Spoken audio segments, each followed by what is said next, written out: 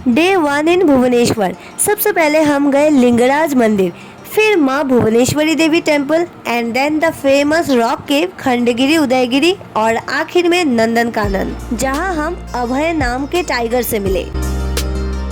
Hello and welcome to my amazing road trip journey, जहाँ पर मैं पहुँच चुकी हूँ उड़ीसा और अभी हम जा रहे हैं यहाँ का फेमस लिंगराज टेम्पल में, जो भगवान शिव जी का मंदिर है, वहाँ पर ही हम जा रहे हैं। और जाते जाते आप सबको एक बार यहाँ से भुवनेश्वर का नज़ारा आप भी देखिए और मैं भी देखती हूँ। अपने घर से लगभग 2000 किलोमीटर दूर हम ये सभी तो देखने आए हैं। हम अभी भुवनेश्वर के रेलवे स्टेशन के सामने है, यहाँ से जाता है रेलवे स्टेशन का रास्ता और अभी हम जा रहे हैं लिंगराज मंदिर में। और कल रात मैं रिकॉर्ड करना चाहती थी पर आते आते हमें काफ़ी लेट हो गए और 2 दिन से लगातार बिना रुके हम चले थे। टायर्डनेस की हाइट्स हो गई तो रेगुलर वीडियो में डाल नहीं पाए, लेकिन आज से पक्का कंटिन्यू करूँगी। तो चलिए मेरे साथ। और हम जहाँ से है वहाँ से लिंगराज मंदिर का डिस्टेंस लगभग 3 से 4 किलोमीटर की है, तो कुछ ही देर में हम वहाँ पर पहुँच जाएंगे। फिलहाल नई जगह है, नए लोग हैं, सब कुछ नया नया सा लग रहा है और देख के बहुत मज़ा आ रहा है। तो आप लोग भी मेरे साथ देखिए। ट्रैफिक सिग्नल पर हम रुकेंगे क्योंकि रेड लाइट है और फिर यहाँ से हमें सीधे जाना है।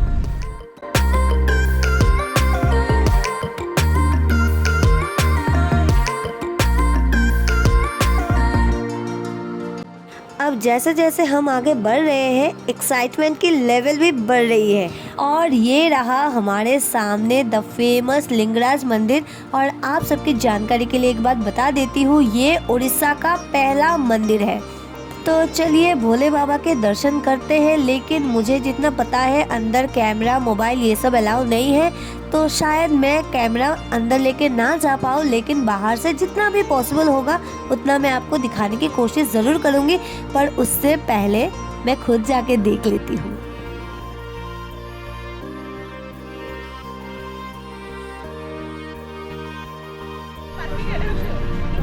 ठीक है, ठीक है। मोबाइल ना हाँ मोबाइल नहीं, बेल्ट नहीं और चप्पल नहीं। तो जैसे कि आपने सुना ही है, मोबाइल, चप्पल और बेल्ट अलाउ नहीं है, तो ये सब कुछ गाड़ी में छोड़ते हैं और मंदिर के अंदर चलते हैं और आप लोगों से दर्शन के बाद मिलते हैं। 1 hour later. तो अभी मैं दर्शन कर आ चुकी हूँ और अब जितना पॉसिबल होगा मैं आप लोगों को दिखाने की कोशिश करूँगी। तो चलिए मंदिर की ओर चलते हैं। राधे राधे। ये रहा मंदिर का मेन गेट और यहाँ पर आप देख सकते हो पंडितों के साथ साथ पुलिस भी यहाँ पर खड़ी है। और अगर आप गौर से देखेंगे तो आपको पता चलेगा यहाँ पर लेडी पुलिस भी है, क्योंकि हर एक जन जो अंदर जाते हैं, चाहे आप मेल हो या फीमेल, आपकी तलाशी जरूर होगी। और जैसे वीडियो के पहले ही आपको पता चल गया है, लिंगराज मंदिर के अंदर बेल्ट, कैमरा, मोबाइल और चप्पल अलाउ बिल्कुल नहीं है। पर बाहर से मैं आपको मंदिर का मेन गेट दिखाती हूँ और साथ में मंदिर के कुछ फैक्ट्स भी बताती हूँ। ये उड़ीसा का पहला मंदिर है। उड़ीसा जगन्नाथ मंदिर के लिए फेमस है, पर ये मंदिर जगन्नाथ मंदिर से भी पुराना है। यहाँ भोले बाबा शालग्राम रूप में प्रकट हुए थे, इसलिए यहाँ पर भोले बाबा और नारायण की एक साथ पूजा की जाती है।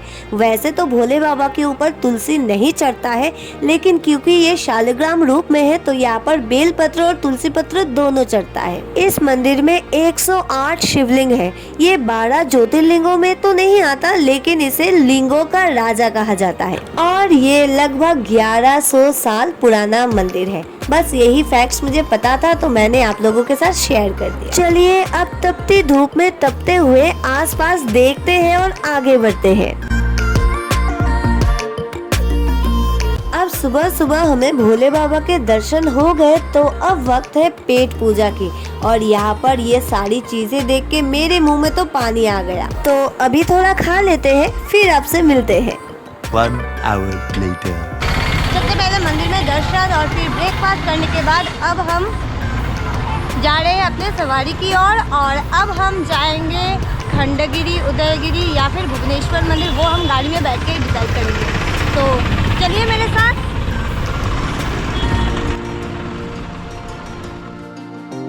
तो गाड़ी में बैठ के हमने डिसाइड कर लिया है, अभी हम जा रहे हैं माँ भुवनेश्वरी मंदिर में और यहाँ से लगभग 1 से 2 किलोमीटर दूरी पर है।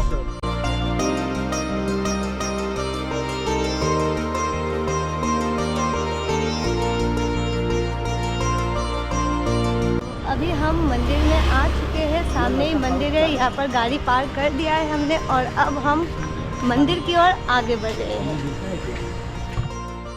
ये है मंदिर के बाहर का दीवार और यहाँ पर बहुत ही खूबसूरत तरीके से उड़ीसा का ट्रेडिशनल पेंटिंग्स किया गया है। चलिए अब मंदिर के अंदर चलते हैं।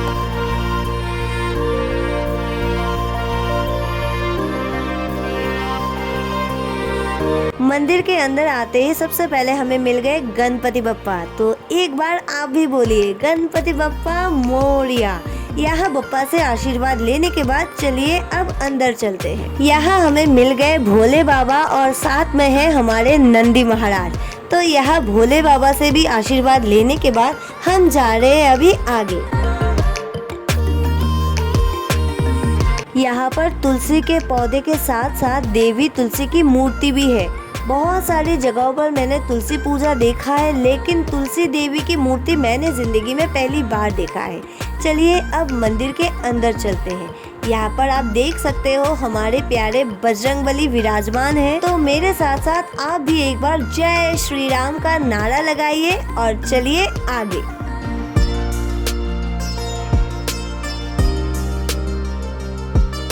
यहाँ पर बहुत सारे भगवान हैं, साईं बाबा, जगन्नाथ जी और साथ ही साथ है हम सबके प्यारे राधा कृष्ण। तो सबको प्रणाम करके सबसे आशीर्वाद लेने के बाद चलते हैं माँ भुवनेश्वरी देवी के पास। अब मंदिर के अंदर कैमरा अलाउ है कि नहीं, मुझे थोड़ा कंफ्यूजन था, तो मैंने इनसे पूछ ही लिया और पंडित जी ने बताया हम अंदर कैमरा लेके जा सकते हैं। इसका मतलब मेरे साथ साथ आप सभी माँ भुवनेश्वरी देवी के दर्शन कर सकते हैं। और ये रहे हमारी माँ भुवनेश्वरी।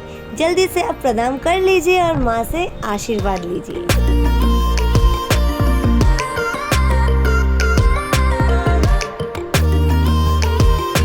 तो अब माँ भुवनेश्वरी के दर्शन के बाद हम जा रहे हैं उदयगिरी। बहुत ही फेमस जगह है उड़ीसा का। ये रॉक केव है, मतलब पत्थर का गुफा। अगर हमारा समाज इतना तरक्की ना कर पाता तो शायद हम भी आज गुफा में रहते और क्या पता वही हमारे लिए अच्छा होता। और अच्छा तो ये रास्ता भी है, दोनों तरफ पेड़ और बहुत ही सुकून भरा रास्ता। काश ऐसा इंडिया का हर रास्ता होता, पर ये एक ख्वाब है और मैं अभी अपना ख्वाब जी रही हूँ। ये रहा कलिंगा स्टेडियम, जिसे क्रॉस करके हम आगे बढ़ रहे हैं। मैंने इसके बारे में सुना तो बहुत है और अगर आते समय हमें टाइम मिलेगा तो मैं यहाँ पर ज़रूर रुकूंगी। एनीवे, अभी हम जा रहे हैं खंडगिरी उदयगिरी द रॉक केव के रास्ते।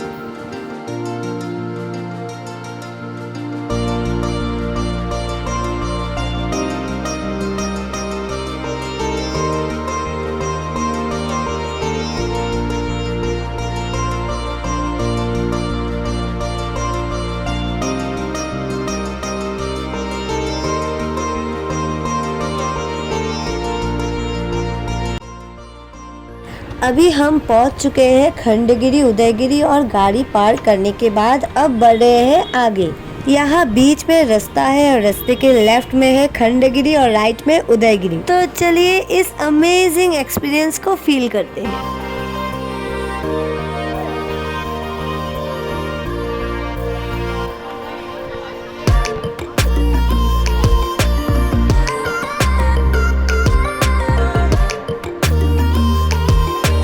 यहाँ आकर जो मुझे सबसे अच्छी लगी वो है यहाँ बहुत सारे स्ट्रीट फूड है जो मैं थोड़ी देर में ज़रूर ट्राई करूँगी। फिलहाल मैंने यहाँ से टिकट ले लिया है और खंडगिरी उदयगिरी दोनों हम एक ही टिकट में देख सकते हैं। और इंडियंस के लिए टिकट प्राइस है 25 रुपीज़ और फॉरेनर्स के लिए है 300। तो अंदर जाने से पहले थोड़ा नींबू पानी पी लेते हैं। वैसे भी धूप बहुत ज़्यादा है और हमें पूरा दिन हाइड्रेटेड रहना चाहिए। तो चलिए अब खंडगिरी में।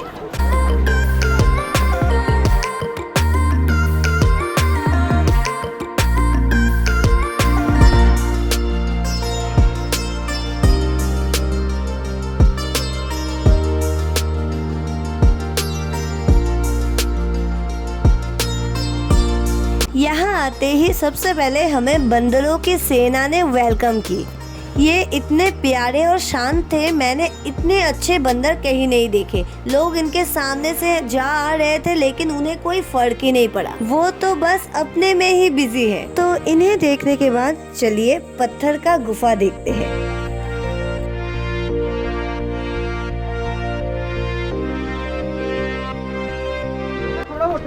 सीढ़ियाँ कुछ ज्यादा नहीं है लेकिन इतने में ही मुझे मौत आ गई। राधे राधे।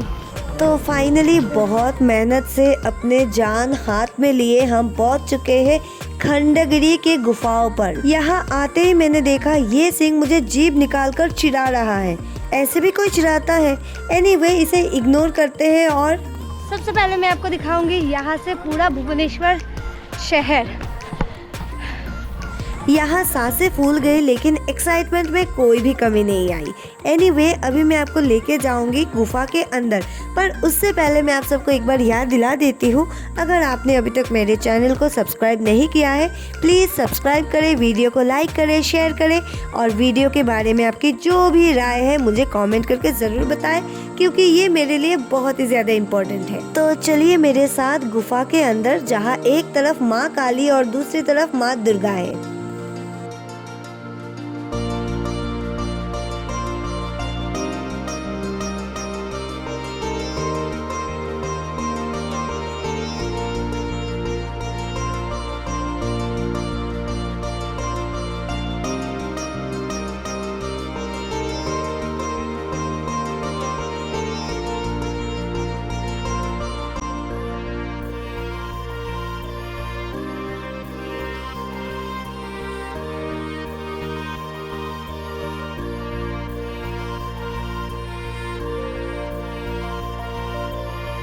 तो अभी यहाँ पर दर्शन करने के बाद वक्त है गुफा के ऊपर जाने का। यहाँ आप देख सकते हो रास्ता बना हुआ है, हालांकि थोड़ा डिफिकल्ट है लेकिन फिर भी मैं ट्राई करूँगी। तो अब देखिए पहले के मुकाबले अब थोड़ा ऊपर से भुवनेश्वर शहर, क्योंकि मैं ऊपर पहुंच चुकी हूँ और मन में बहुत सारे सवाल लेके मैं गई थी गुफा के अंदर, पर मुझे यहाँ कुछ नहीं मिला। अब गुफा के अंदर भले ही मुझे कुछ नहीं मिला, गुफा के बाहर का व्यू आप देखिए और साथ ही साथ चलिए मेरे साथ चलते हैं और ऊपर।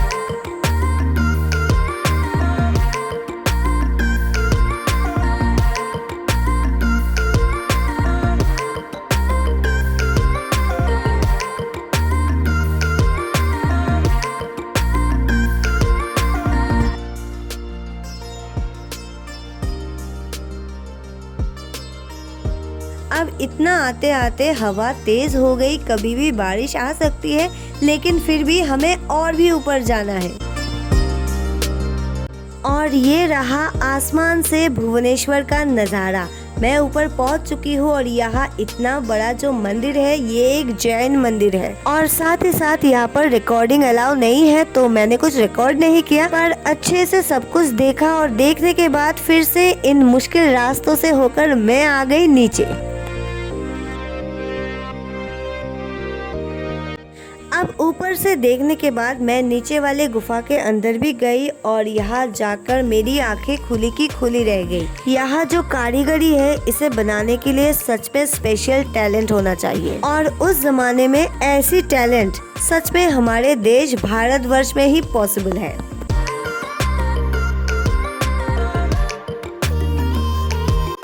चलिए अब खंडगिरी को अच्छे से देखने के बाद चलते हैं उदयगिरी की ओर एंड ऑफ कोर्स जाते जाते यहाँ का नज़ारा देखते हुए जाएंगे।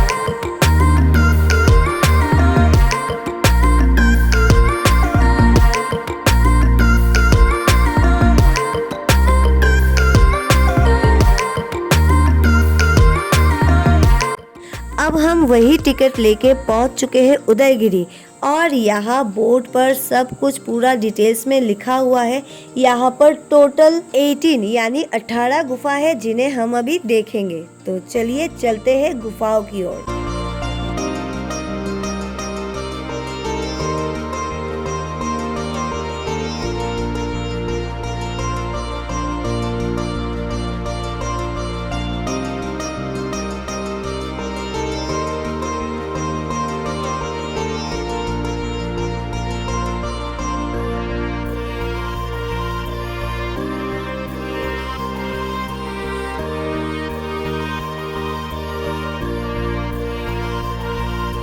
ये जगह काफ़ी बड़ा है और हमें एक दिन का टाइम लेके आना चाहिए था।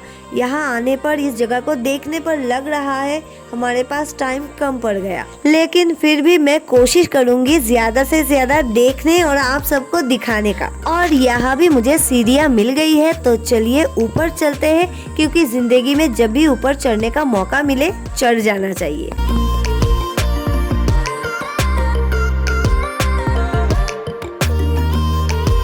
ये देखिए गुफाओं का नज़ारा ऊपर से। यहाँ इतने बड़े बड़े पत्थर हैं।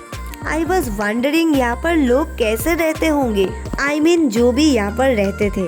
ये जगह मुझे बहुत ही ज़्यादा फैसिनेटिंग लग रहा है और इसे पूरा एक्सप्लोर करने में मुझे 2 दिन तो मिनिमम लगेंगे ही। मन कर रहा है हर पत्थर पर मैं बैठूं, अच्छे से देखूं, पर इतना टाइम कहाँ। चलिए तो अब यहाँ से आगे बढ़ते हैं जंगलों के रास्ते से होकर।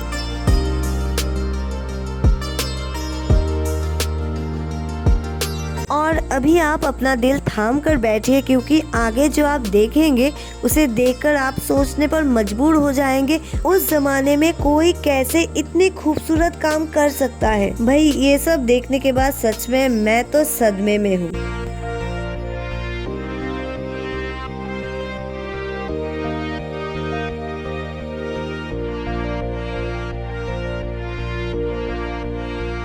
अब इसे देखने के बाद आपको लग रहा होगा यही खत्म है, लेकिन नहीं, आगे और भी बहुत कुछ है जिसे देखने के लिए मुझे फिर से सीढ़ियाँ चढ़नी पड़ेगी और दुनिया को पता ही नहीं चलेगा कब मैं अपने जिंदगी में ऐसे ही सफलता की सीढ़ियाँ चढ़ जाऊंगी। एंड आई नो वो दिन ज्यादा दूर नहीं है। एनीवे, मैं आ चुकी हूँ ऊपर और यहाँ से फिर से आप देख सकते हो भुवनेश्वर का नज़ारा। यहाँ पर बहुत सारे लोग हैं जो फोटोज खिंचवाने में काफी बिजी है और इन लोगों को मेरा दिल से सलाम जो छतरी लेकर आए हैं। काश मैं भी एक छतरी लेके आती या फिर वो मुझे थोड़ी जगह दे देते अपनी छतरी के नीचे तो बहुत अच्छा होता, क्योंकि यहाँ पर धूप बहुत ज़्यादा है और जो लोग मेरी तरह छतरी नहीं लाए हैं उनकी हालत सच में काफ़ी खराब है। तो चलिए अब जल्द से जल्द इस जगह को देखते हैं और फिर यहाँ से निकलते हैं।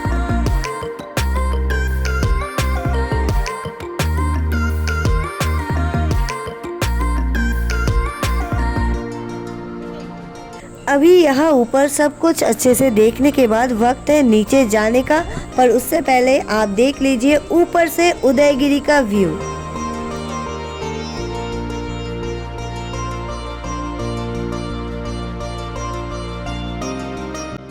तो काफी मेहनत के बाद फाइनली मैं आ चुकी हूँ नीचे और चलिए देखते हैं यहाँ पर क्या है। यहाँ भी गुफा है, जैसे हमने पहले देखा था यहाँ पर 18 गुफा है, लेकिन ये सारी गुफाएं पहले वाली गुफाओं से थोड़ा डिफरेंट है। अब इस जगह को देखिए और सोचिए उस जमाने के बारे में जहाँ पर लोग ये गुफाएं बना रहे थे, इनमें रह रहे थे।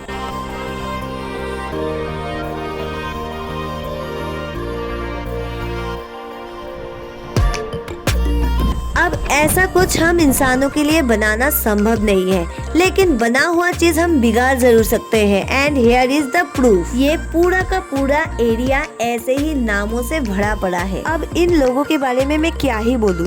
गुफाओं में नाम लिखने से ये गुफा उनका थोड़ी ना बन जाएगा। अब ये किस तरह का प्यार प्रदर्शन है मुझे नहीं पता, बस इतना पता है उन्हें इनके इस कांड के लिए सजा जरूर मिलनी चाहिए। एनीवे, यहाँ से छोटे बड़े तरह तरह के गुफा देखने के बाद अब मैं जा रही हूँ दूसरी ओर।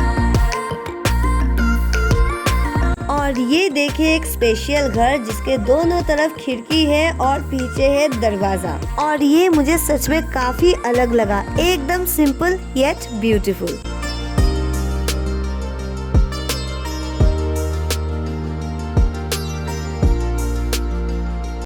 ये देखिए जिस पत्थर के ऊपर हम गए थे उसी पत्थर के नीचे अब हम आ गए हैं और यहाँ से देखिए गुफा का नज़ारा। अब तो सच में मेरा मन कर रहा है इन गुफाओं में कुछ वक्त बिताने का, पर एज यू नो हम यहाँ पर एक दिन के लिए ही रुके हैं। सबसे पहले हम गए लिंगराज मंदिर, फिर माँ भुवनेश्वरी मंदिर, अभी हम हैं खंडगिरी उदयगिरी में और फिर यहाँ से हम जाएंगे नंदन कानन। अब इतना कुछ पॉसिबल हो पाया क्योंकि हम बहुत सुबह मतलब सुबह 7:30 बजे ही निकल गए थे। तो अगर आप भुवनेश्वर जा रहे हो, आपके पास टाइम कम है लेकिन ज्यादा कुछ देखना है, तो एक ही टिप है, जल्दी, मतलब सुबह जल्दी निकलेगा। तो यहाँ लगभग 3-3.5 घंटा बिताने के बाद अब हम यहाँ से निकल गए हैं और सीधे जाएंगे नंदन कानन जूलॉजिकल पार्क, जहाँ का टाइगर काफी फेमस है। तो चलिए। Hour later. यहाँ आते आते हम काफी लेट हो गए। ये जगह घूमने के लिए 3 घंटा तो चाहिए, लेकिन हमारे पास सिर्फ 1.5 घंटा ही है। तो हमने कैलकुलेशन लगाई, पैदल जाएंगे तो ज्यादा कुछ देख नहीं पाएंगे, मेनली टाइगर्स। तो हमने यहाँ गाड़ी बुक कर ली, जिसका प्राइस पड़ा 300 रुपीज के आसपास फॉर 1 पर्सन। और अब हम यहाँ पर ईमू से मिलने के बाद कर रहे हैं हमारे गाड़ी का वेट।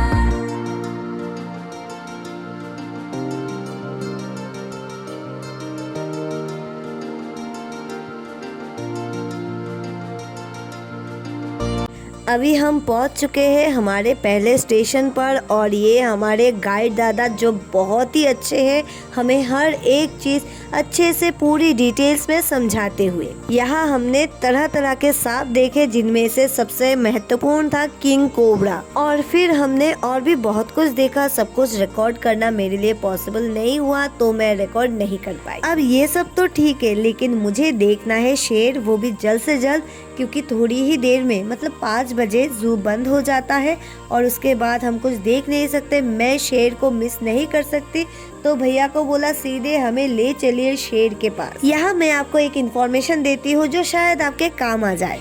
इस जूलॉजिकल पार्क में शाम के 4:30 बजे शेर को खाना दिया जाता है। तो अगर आपको खाना खाते हुए शेर को देखना है तो इसी टाइम आप यहाँ पर आ जाइए। And look at this cute बच्चा जो मेरे बालों को बार बार खींच रहा था। और फिर थोड़ी ही देर में चलते चलते हम दोनों की दोस्ती भी हो गई। अब दोस्ती के बाद भी उसने मेरे बाल नहीं छोड़े। उसके मम्मी पापा ने कोशिश भी की, लेकिन इसने छोड़ा ही नहीं। एनीवे, इसी मस्ती मजाक के बीच हम पहुँच गए अभय को देखने। ये रहा अभय द टाइगर।